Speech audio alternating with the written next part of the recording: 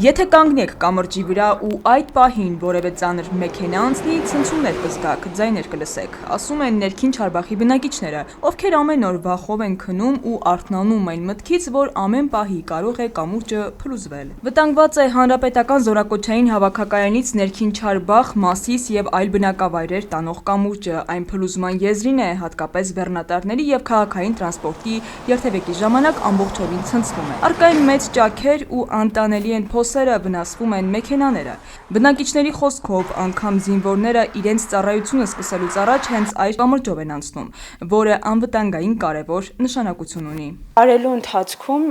հիմնականում լինում է, որ քարաթափումներ են լինում ներքևում ու վարորդները անելանելի իրավիճակում են։ Պատկերացրեք, մի 2-3 ամիս առաջ մինչև մի 400-500 մետրի հասնող խցանումներ են առաջանում ոչ կենտրոնական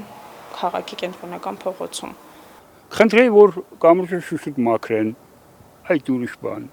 Բնակիչների խոսքով ամբողջ խնդիրը կապված է կամրջի հին լինելու հետ, մեքենաները շատ դժվարությամբ են երթևեկում, առաջանում են խցանումներ, որովհետև կենտրոնական փողոց չէ։ Բնակիչների խոսքով վերջին 2-3 տարիներին խնդիրը ավելի է սրացել։ Սաղ վերին ասֆալտ տարին նորից քանդրտվում է, ումն է պետք։ Բայց տիրություն անեն, էսի մոստա, էսի սաղ կապում է Մասիսի հետ, սահմանամերձ, ինչ ասեմ, տիրություն չեն անում, թող անեն, լավ չի, կբլի վերջում, իրանք սիրում են բլի, զոհեր ունենան նոր սարքեն։ Մանկահասակ երեխաներ ունեցող տեղի բնակիչ կամրջի հարևանությամբ ապրող Ալբերտ Եղոյանի խոսքով վախից երեխաներին չեն թողնում դուրս գան խաղալու։ Ամեն պահի կարող է քարաթափում լինել։ Լիքը թափելա, լիքը անգամներ զգուշ ընկել է, որ վրեկները չընկնի, լիքը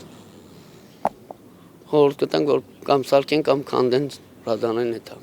Դեռևս նախորդ տարի Երևանի ավականու անդամները ահազանգել էին խնդրի մասին, արձանագրել, որ կամուրջը հիմնանորոգման կարիք ունի։ Սոնա Աղեկյանի խոսքով կամրջի բետոնները իրարից առանձնացված են, բավականին տարածք բացված է, որոնք ամենևին ճաքեր չէին, այլ մեծ ու հսկայական փոսեր էին։ Ահազանգից հետո քաղաքապետարանից եկան, փոսալցման թեթև կոսմետիկ աշխատանքներ արեցին, առանց ամրացման աշխատանքներ անելու։ Հիմնանորոգման մասին էլ ոչ մի խոսք։ 24 թվականի բյուջեի ծրագրով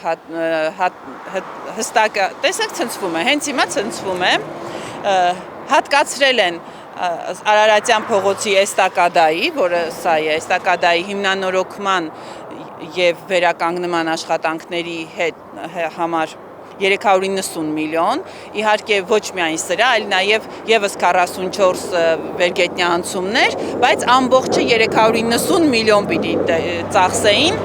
Մեր ահազանգից հետո, ինչպես տեսնում ենք, միայն ցեմենտ-բետոնյա աշխատանքներ են արել, այսինքն եթե ներքևի հատվածում երկաթ են դրել ու վրան կարկատան են արել, բոլորովին վտանգավոր իրավիճակը չի փոխվել, այսինքն հիմնանորոգում չի եղել, ընդհանրապես փորձել են կոսմետիկ շպարել, դիմահարդարել առանց խնամելու, առանց հիմքը եւ խնդիրը բուժելու։ 2025 թվականի Երևանի բյուջեով հատկացված է 295 միլիոն դրամ, որում ներառված է կամրջի հիմնանորոգման աշխատանքները իրականացնելու հարցը։ Մարտ ամիսը կիսվել է, սակայն դեռևս շինարարական աշխատանքներ չեն իրականացվել։ Քաղաքացիների գլխին Դամոկլյան սրի պես կախված այս հարցը դեռևս մնում է օդում առկախված։